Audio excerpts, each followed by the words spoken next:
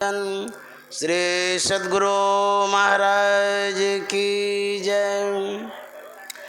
परमाराध्य सद्गुरु महाराज गुरुदेव महर्षि संत सेवी परमहंस जी महाराज संत मत के वर्तमान आचार्य श्री इस पवित्र मंच पर उपस्थित पूज्यपाद महात्मागण, इस पावन जयंती के अवसर पर उपस्थित सत्संग प्रेमी महानुभावों, माता एवं बहनों, हम लोग जानते ही हैं कि गुरु महाराज ने महर्षि संत सेवी परमहंस जी महाराज को कितने निकट में स्थान दिया है।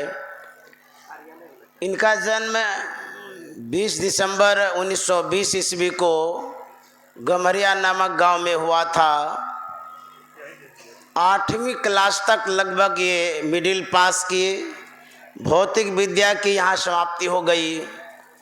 1938 ईस्वी में इन्होंने वैराग्य धारण किया और 1 वर्षों तक किसी पंडित जी के यहाँ अपना विद्याध्ययन भी करते थे, पढ़ाते भी थे।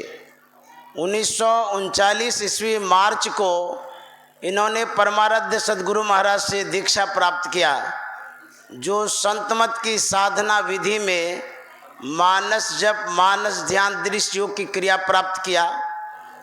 1940 ईस्वी में परमाराध्य सद्गुरु महाराज ने परबत्ती में बृहद ग्रंथ सत्संगियों का संपादन करने के लिए सेवा में संलग्न किया। ये ऐसे महान विभूति हुए हैं कि 40 ईस्वी में 20 वर्ष के लगभग थे, तब इनको सत्संग योग संपादन में लगा दिया गया। उसके बाद 1952 ईस्वी में इन्होंने नादानुसंधान की क्रिया प्राप्त किया। 1952 में ही परमाराध्य सद्गुरु महाराज ने संन्यास वस्त्र प्रदान कर इनको धर्म सभा में अपना प्रतिनिधित्व के रूप में भेजा था। और 1960 ईस्वी से इन्होंने जो संत मत का प्रचार प्रसार है वो करने लगे, प्रवचन करने लगे। 1970 ईस्वी में परमाराध्य सद्गुरु महाराज ने इनको दीक्षा देने का पूर्ण अधिकार दे दिया। तब से ये 2 लाख शिष्यों को दीक्षा दे चुके थे।